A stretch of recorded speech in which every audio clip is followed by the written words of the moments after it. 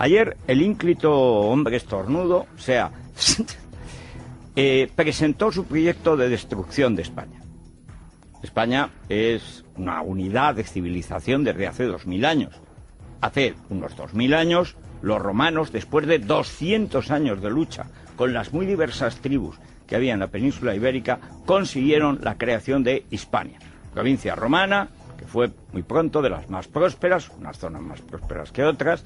La más próspera, aunque parezca increíble, era Andalucía, Andalucía occidental, todo el valle del Guadalquivir, lo más próspero, lo más rico. Digan ustedes, no me digan que Sevilla, sí señor, Sevilla, sí señor, sí señor. Es que aquello es muy rico, otra cosa es que lo administren mal. Bien. Y desde hace 2000 años, pues España, entonces era Hispania, después ya con los visigodos, reino independiente al margen del imperio, aunque ya en el siglo IV, Teodosio, que es el último emperador romano de todo el imperio, que era de Cauca, de Coca, al lado de Segovia, era de allí, la familia era de allí. Es que producíamos 2 emperadores béticos, un emperador, hoy diría alguno castellano-leonés, no, que eran de Coca. Bueno, pues ya entonces ya se ponían nombres iberos, antiguos, para recordar que ellos, aunque romanos, porque eso sí, los hispanos siempre, y luego los españoles quisieron siempre recoger el testigo de Roma, siempre. Roma incluía el cristianismo, naturalmente. Bueno, pues ahí estaban, y mantuvieron siempre la idea de una unidad política, una unidad legal, una unidad económica, gracias a las grandes calzadas y las rutas, la Vía de la Plata y otras rutas que recorren toda la península y que crearon los romanos. Algunas eran algo anteriores, pero fundamentalmente las crearon los romanos, ya digo, 200 años de lucha, porque el carácter de la gente de por aquí antes no era como ahora. Antes no eran pastueños, antes se rebelaban a las primeras de cambio y te rebanaban el gaznate, era gente feroz. 200 años. Las Galias, o sea, Francia, le costó a Julio César 7 años. La Hispania, 200. O sea, nótese. Bien, pero el caso es que desde entonces, en 2000 años, ha sido una unidad. Llegaron los moros, la islamizaron. Es igual, volvieron la reconquista, todavía quedaba carácter, y volvió a rehacerse la unidad nacional, cultural, religiosa, legal, etcétera, con todos los problemas de la Edad Media, que en toda Europa fue una época de descuartizamiento, de ruptura de las unidades de mercado, que son los que al final dan tejido y dan vida a una comunidad. Bien, desde entonces, desde los reyes católicos, ya unidas las 2 coronas de Castilla y Aragón, que no hacían más que reunir la corona de Recaredo, primer rey visigodo ya católico, unitario, digamos, bueno, pues nos hemos venido hasta hoy. Hasta hoy, nunca, ni en Hispania, ni en España, ha habido una estructura federal. Es más, por el terreno que tenemos, que es un terreno horroroso, porque claro, que Francia es una enorme llanura, donde se puede cultivar de todo, y encima con unos ríos grandísimos. Aquí lo que en vez de ríos tenemos unas cordilleras y unas montañas de no te menees pepito. Y clima más seco. Y por lo tanto, se ha tratado siempre de contrarrestar las dificultades del terreno, que solo ahora se empiezan a vencer realmente con aves, etcétera, mediante una unidad comercial, una unidad cultural, la unidad religiosa y la unidad política, dentro de un marco legal.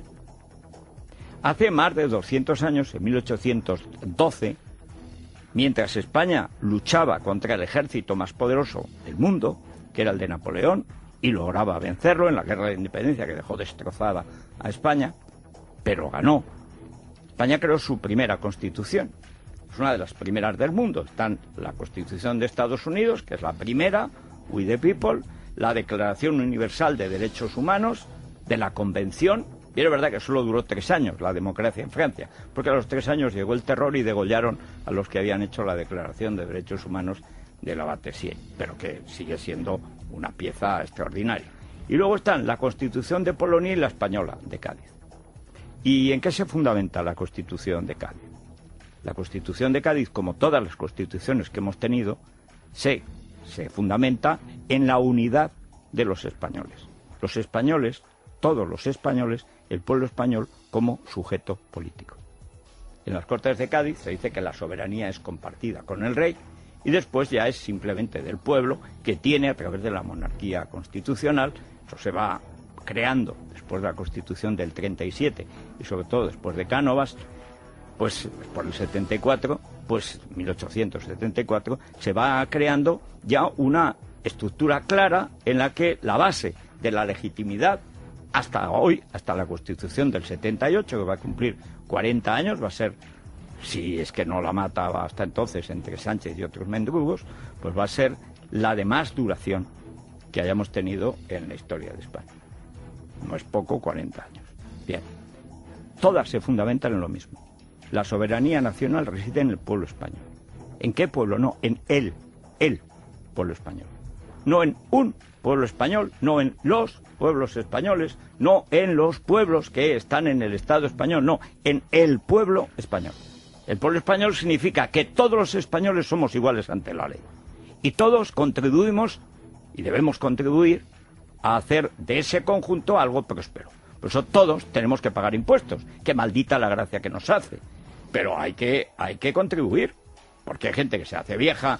Bueno, en España es que vivimos ya más años que en ningún sitio, porque el clima será frío, pero también es sano. Bien, vivimos muchos años y la gente llega un momento que no puede trabajar. Bueno, pues como todos hemos de llegar a muy mayores, no a mayores, a muy mayores, pues naturalmente el conjunto de los españoles no quiere que alguien que está enfermo, que tiene un cáncer, que está cojo, que se ha quedado tullido, pues que se pueda ganar la vida honradamente. Siempre ha habido un sistema de atención, desde siempre, que llevaba sobre todo la Iglesia Católica, nada que ver con esta panda de gente que dice que la Virgen María no era virgen y cosas así, y no pasa nada. O sea, una época en que la Iglesia Católica en España era una cosa seria.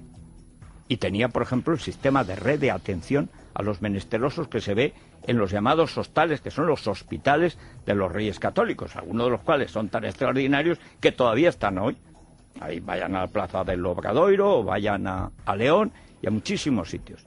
Bien, esa atención a los demás, que es de base cristiana, religiosa, católica, que está basada simplemente en la compasión humana, son funciones que va asumiendo progresivamente el Estado, quizá en exceso, porque cuando era un tipo de caridad de carácter privado, era más barato y funcionaba algo mejor.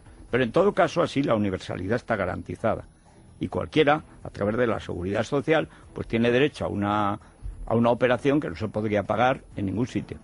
Es verdad que luego vienen algunos y abusan, tanto nacionales como sobre todo extranjeros, y abusan de ese dinero que ponemos todos los españoles. Pero la idea es esa.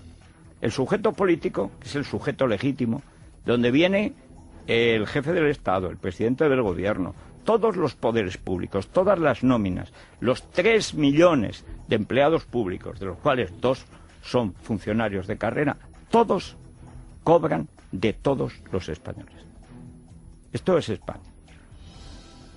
España es una unidad política que además está inserta, incluida en una unidad política mucho mayor, que es la Unión Europea, que forman 26 países, con una moneda común, que es el euro.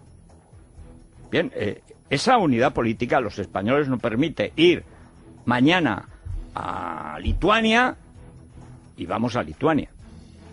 Y nos permite ir a Francia y pasar ahí el verano, que si sabes francés es muy agradable, si no hay que entenderse con los aborígenes, pero en fin. Y no te piden el carné, ni te piden el pasaporte, ni te piden nada, ni tienes que cambiar moneda. Es decir, es mucho más fácil. Y de hecho los jóvenes españoles ahora nacen casi en el Interrail. Y hacen sus Erasmus u Orgasmus para conocer Europa. Bien, eso es España. Pero hacer España costó mucho, ha costado mucho, y mantenerla ha costado mucho. Bien, ayer un tipo al que se queda corto lo de bobo solemne que en su día le dijo Rajoy a Zapatero. Ya se quedó corto Rajoy, pero en fin, bobo solemne en las Cortes no está mal, porque efectivamente es un bobo solemne y además un golfo que cobra del narco régimen venezolano. Pero ya lo de Sánchez ayer es el colmo. Quiere cargarse el artículo 2 de la Constitución, que es el que define la unidad indisoluble de la nación española. Si no existe la nación española, no hay soberanía popular española. Si no hay nación española, no hay pueblo español. Y si no hay pueblo español, no hay soberanía. Es decir, el Estado se tiene que deshacer necesariamente. Esa es su idea. Porque dice que hay un Estado plurinacional. Yo en la columna de mañana del Mundo le pregunto cuántas naciones somos, por curiosidad. A ver, ¿cuántas naciones somos? ¿Quieres cargarte una unidad política, cultural, religiosa, económica, social de 2000 años? ¿Quieres cargarte más de 200 años de historia constitucional? ¿A cambio de qué? ¿A cambio de qué? ¿Cuántas y cuáles naciones? A ver, ¿cuántas naciones somos? Somendrugo. Bueno, pues esto es lo que pasó ayer. Y hay gente aplaudiendo, que es una cosa asombrosa. La izquierda odia a la nación. ¿Por qué? Pues porque es imbécil. O sea, se creyó hace tiempo que es que esto de España era una cosa de muy de derechas. Vamos a ver, pero si es la izquierda liberal y progresista la que hace la Constitución de Cádiz, la que gana las guerras carlistas. ¿Pero cómo va a renunciar la izquierda a que todos los españoles, empezando por los más pobres y por el pelotón del pasmo, sean iguales ante la ley? Pues renuncia. ¿Pero cómo se va a cargar la fuerza que está precisamente en el conjunto? Pues se lo carga. ¿Por qué? Bueno, porque es que no cabe un tonto más. Acompañado por sus fieles y seguidores y en un auditorio que finalmente se quedó pequeño, Pedro Sánchez presentaba el programa con el que concurrirá a las primarias del Partido Socialista, titulado Somos socialistas por una nueva socialdemocracia. Sánchez propone anular el artículo 2 de la Constitución para crear así una Constitución federal que reconozca la plurinacionalidad de España. En el documento también propone un acercamiento a Podemos. La política, y sobre todo los progresistas, tenemos que poner las luces largas. Las luces largas. Que tenemos que pensar más en las generaciones que vienen que en las próximas elecciones. Y que proponemos, en definitiva, una renovación del proyecto socialdemócrata en España y también proponemos una renovación del proyecto socialdemócrata a nivel europeo. Ajaja, europeo, ¿eh? Sí que europeo. Más vale, porque está la socialdemocracia hecha unos zorros en toda Europa. Cuando ustedes quieren conocer a un analfabeto funcional, es el que dice: luces largas, remar todos en la misma dirección, mirar hacia adelante y mirar hacia el futuro. Claro, mirar hacia atrás, como no tengas ojos en el cogote, es difícil. Las luces largas, si no vas en coche, no sé a qué viene en público. En la misma dirección, bueno, los remos, hombre, sí, ahí seguramente Sánchez rema solo con una mano y entonces da vueltas en el retiro como los tontos. Pero vamos, siempre se rema en una dirección. Aunque sea circular, es una dirección. Él no lo sabe, pero es una dirección. O sea, todas las gansadas que se pueden repetir, le ha faltado las líneas rojas. Luces largas y líneas rojas. Dice, bueno, era tonto, ahora es memo integral. Bobo solemne. Me gusta mucho esa fórmula.